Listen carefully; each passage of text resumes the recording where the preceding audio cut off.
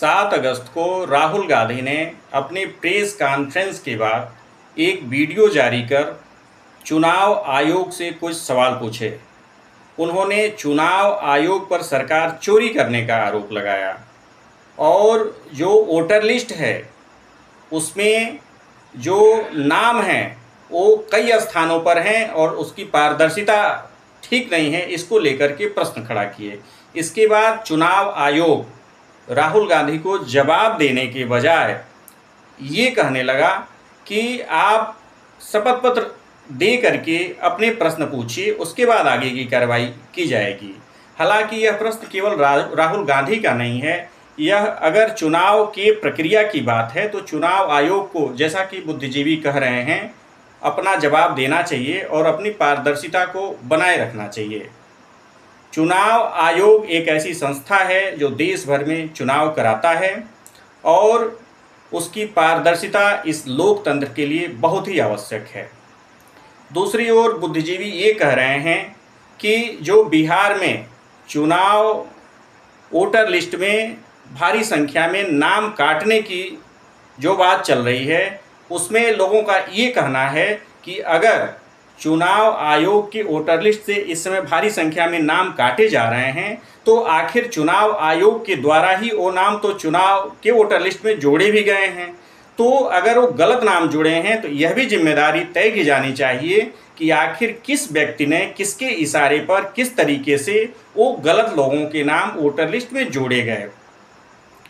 प्रश्न यह भी उठता है कि भले राहुल गांधी ने विपक्ष के तौर पर यह प्रश्न पूछा है, लेकिन यह चुनाव के प्रक्रिया की बात है, भारत के लोकतंत्र की बात है, चुनाव आयोग की पारदर्शिता की बात है। चुनाव आयोग को इसका जवाब देना चाहिए।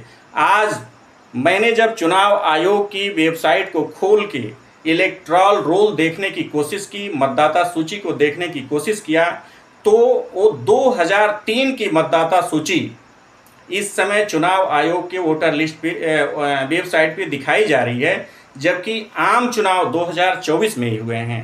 तो जो पुरानी जो ताज़ा वोटर लिस्ट है वेबसाइट पे वो दिखाई जानी चाहिए, लेकिन 2003 की वोटर लिस्ट दिखाई जा रही है। ये तो चुनाव आयोग की वेबसाइट है, क्या स्थिति है, क्यों ऐसा हो रहा है, ये तो चुनाव आयोग ही जाने। लेकिन इस समय चुनाव आयोग की पारदर्शिता पे जो प्रश्न खड़ा हुआ है उसको लेकर के आज देश के विपक्षी सांसदों ने संसद भवन से चुनाव आयोग तक मार्च करने की भी कोशिश की। हालांकि उनको बीच में डिटेन कर लिया गया और इस समय बहुत तेज़ी से देश भर में इस चुनाव आयोग की वोटर लिस्ट पर एक नई बहस शुरू हो गई है। चुनाव आयोग की पारदर्शिता पे एक नई बहस शुरू हो गई है।